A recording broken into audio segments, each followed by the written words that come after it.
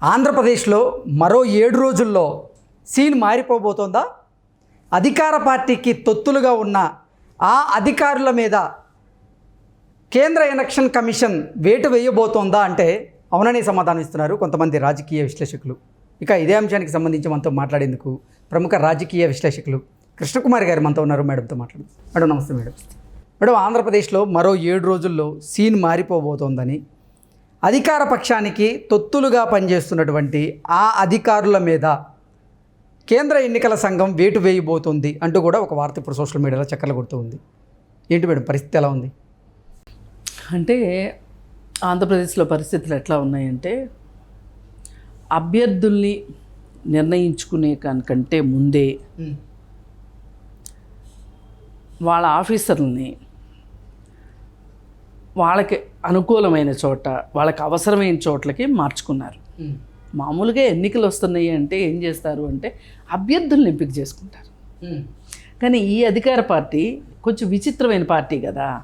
ఈ విచిత్రమైన పార్టీ ఏం చేసింది అంటే, అభ్యర్థులు ఇప్పుడు ఎక్కడికి పోతారు? నా సూరు కింద నిలబడ్డోళ్ళే వాళ్ళంతా. నేను సీట్ ఇచ్చేదాకా ఆగుతారు, బీఫామ్ ఇచ్చిన దాకా. కానీ అధికారులు అట్లా కాదు కదా. ఎలక్షన్ కమిషను ఎన్నికల కోడ్ వచ్చే లోపు ముందుగా నేనేం చేయాలి? అధికారులను మార్చాలి. ఎన్నికల కోడ్ వచ్చాక మార్చడానికి కుదరదు కదా. అందుకని ఆ విషయంలో చాలా బిజీగా ఉంది. అందరూ అభ్యర్థులు అని పొలోమని గోలగోలు చేస్తుంటే ప్రతిపక్షాలన్నీ, వీళ్ళు నిమ్మకు నీరెత్తకుండా ఉండి చాలామందికి డౌట్ వచ్చింది. అసలు ఏంటి అభ్యర్థుల గురించి పెద్ద మాట్లాడరేంటి వీళ్ళు, ఏమి ప్రకటనలు ఇవ్వట్లేదు ఏంటి, ఇవన్నీ మాట్లాడుతుంటే ఆయన తెరచాటు భాగవతం ఏంటి అంటే, అసలు ఏ అధికారిని ఏ ఊర్లోకి మార్చాలి, మన చెప్పు చోతల్లో ఉండే అధికారిని, ఏది పోలీస్ ఆఫీసర్ని, అంతా వాళ్ళ చేతిలోనే కదా ఉంటుంది. మరి శాంతి భద్రతలు కావచ్చు, లేకపోతే అశ్రిత పక్షపాతం వహించగలిగే వాళ్ళు ఎవరు, సమస్యాత్మక ప్రాంతాల్లో అంటే తమకి బలంగా చేసుకోగలిగిన దగ్గర మనం చేసుకోగలిగే దాష్టికాలను ఇంకొంచెం బాగా చేసుకోవటానికి వీలుగా ఆయన మార్చుకున్నాడు. జంబ్లింగ్ లాగా ఇప్పుడు ఎమ్మెల్యేలని ఎట్లా అయితే ఎంపీలని జంబ్లింగ్ చేశాడో, ఈ అధికారులు కూడా ఆయన మార్చుకున్నాడు అనమాట. మార్చుకుని తర్వాత కోడ్ వచ్చిన తర్వాత ఎలా ఉంటుందంటే, ఒక ఇంటెలిజెన్సు, దానికి కౌంటర్ ఇంటెలిజెన్స్ ఉంటుంది. ఇప్పుడు ఒక రిపోర్ట్ ఇవ్వడానికి ఉద్దేశించబడ్డాడు అనుకోండి, వీడిచ్చిన రిపోర్టు కరెక్టా కాదా అని దీన్ని చెక్ చేయడానికి ఇంకొక ఇంటెలిజెన్స్ని వాడతారు. డిపార్ట్మెంట్ ఒకటే, మనుషులు వేరువేరుగా ఉంటారు. దీనికి నిర్దేశించిన వాళ్ళు దీనికి, దానికి నిర్దేశించిన వాళ్ళు దానికి. ఇప్పుడు వీళ్ళు ఇలా ఒక రిపోర్ట్ ఇస్తారు, వీళ్ళు ఇలా వచ్చి ఇంకొక రిపోర్ట్ ఇస్తారు. ఈ రెండు టాలీ అయ్యాయి అనుకోండి, అంటే 5-10% ఎక్కడైనా తేడాలు ఉంటాయి. అట్లాగంటే పూర్తి విరుద్ధంగా ఉందనుకోండి, అప్పుడు డౌట్ వస్తుంది కదా. అలా డౌట్ వచ్చి ఎన్నికల సంఘం తెచ్చుకున్న సమాచారానికి కలెక్టర్లు, ఎస్పీలు వీళ్ళు పంపిస్తున్న రిపోర్ట్లకి తేడా బాగా కనిపించేసరికి ఎక్కడో తేడా కొడుతుంది ఇది అని వాళ్ళు అర్థం చేసుకున్నారు. పైగా ఇది ఎలా ఉంటే అసలు మారిన సీన్ ఏంటి ఆంధ్రప్రదేశ్లో? మొన్నటిదాకా జగన్మోహన్ రెడ్డి తను ఆడింది ఆట పాడింది పాట కింద ఉన్నాడు. ఏంటంటే, నేను ఇక్కడ ఏం చేసినా చెల్లుబాటు అయిపోతుంది, నాకు మోడీ బాబాయ్ ఆశీస్సులు ఉన్నాయి అని అనుకుంటే ఇప్పుడు ఏమైంది సీను? ఒట్టిపోయిన గీతకి మ్యాథ్ ఎందుకు వేయడం అన్నట్టు బీజేపీ వాడు వీడిని పక్కన పెట్టేసేసి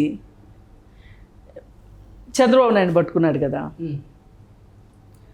చంద్రబాబు నాయుడు వైపు ఉన్నప్పుడు తన కూటమికి అనుకూలంగా ఉండాలనుకుంటాడా పరిస్థితులు, జగన్మోహన్ రెడ్డికి అనుకూలంగా ఉండాలనుకుంటాడా? అందుకోసం ఏమైపోయిందంటే, ఎన్నికల కమిషన్ కూడా ఎప్పుడు కూడా అధికార పార్టీ చేతిలో ఉంటుంది. ఎవరు అవునన్నా కాదన్నా మన మీద కేసులు వేసుకున్నా ఏం పర్వాలా, ఇది వాస్తవం, ఇది పచ్చి నిజం. వాళ్ళకి సపోర్ట్ ఇస్తారు, అధికార పార్టీ చేతిలోనే ఉంటాయి. అంటే కేంద్ర ఎన్నికల సంఘానికి సంబంధించిన అధికారులు ఆంధ్రప్రదేశ్లో ఉన్నటువంటి ప్రభుత్వానికే వాళ్ళు వ్యతిరేకంగా చేస్తున్నారు. ఎందుకు చేయాల్సి వచ్చింది? ఇప్పుడు మామూలుగా కేంద్ర ఎన్నికల సంఘం ఉందండి, అది ఎవరి చెప్పు చేతుల్లో ఉంటుంది? మోడీ చెప్పు చేతుల్లో ఉంటుంది. మరి ఆంధ్రప్రదేశ్లో ఎన్నికల సంఘం ఎవరి చేతుల్లో ఉంటుంది? అధికార పార్టీ అయినా వైసీపీ వైపు ఉంటుంది. కానీ నివేదికలు తెప్పించుకునేది ఎవరు? కేంద్ర ఎన్నికల సంఘం వాళ్ళు తెప్పించుకుంటారు. ఈ రాష్ట్ర ఎన్నికల సంఘం వాళ్ళు సరిగా చూస్తున్నారా లేదా అని వాళ్ళు చెక్ చేసుకుంటారు కదా. వాళ్ళు చెక్ చేసుకున్నప్పుడు తేడాలు కనిపిస్తున్నప్పుడు ఈయన ఆ రాష్ట్రం వరకు ఈయన మేనేజ్ చేసుకోగలుగుతాడు జగను. మోడీ అండ లేకుండా కేంద్రంలో ఉన్న ఎన్నికల సంఘాన్ని అయితే మేనేజ్ చేసుకోలేడు కదా. అందుకొచ్చింది ఇప్పుడు తిప్పలంతా, అందుకొచ్చినాయి జగన్మోహన్ రెడ్డికి. అందుకే ఇప్పుడు కేంద్రం ఎన్నికల సంఘం కళ్ళు బాగా గట్టిగా తెరిచి అసలు ఏంటి జరుగుతుంది ఇక్కడ, ఏం జరుగుతుంది, ఏం జరగబోతుంది అని ఆలోచన చేసి వెంటనే అక్కడ చెక్ పెట్టడానికి సిద్ధమైంది.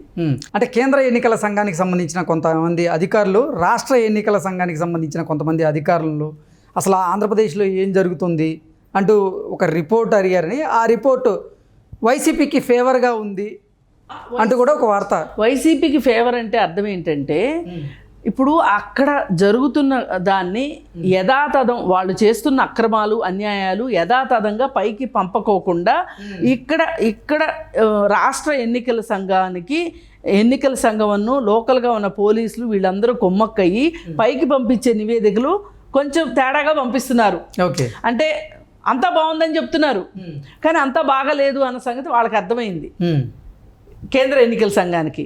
మరి కేంద్ర ఎన్నికల సంఘానికి బాస్ ఎవరు? మోడీ కదా.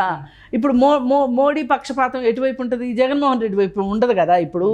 ఎందుకంటే జగన్మోహన్ రెడ్డిని పక్కన పెట్టేశాడు కదా, ఒట్టిపోయిన గేదని. దానికి మేత లేదు, నీళ్లు లేవు, ఏమీ లేవు, పక్కన పెట్టేశాడు కదా.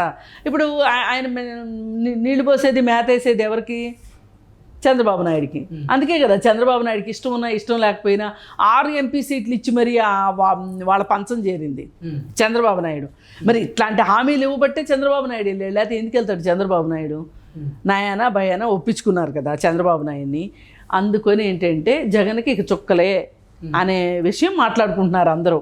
అంటే కేంద్ర ఎన్నికల సంఘం రాష్ట్రంలో ఎన్నికల సంఘాన్ని టైట్ చేస్తుంది బాగా. టైట్ చేస్తే మరి వాళ్ళు సరిగా పనిచేస్తారు కదా.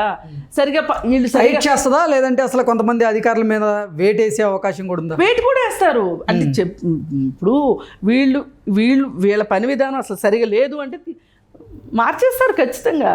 వాళ్ళ చేతిలో పని కదండి అది. ఎంతసేపు వాళ్ళకి కావాల్సింది ఏం చేసైనా సరే మనము మోడీకి భక్తులుగా ఉండాలి, మోడీ చెప్పిన మాట వినాలి.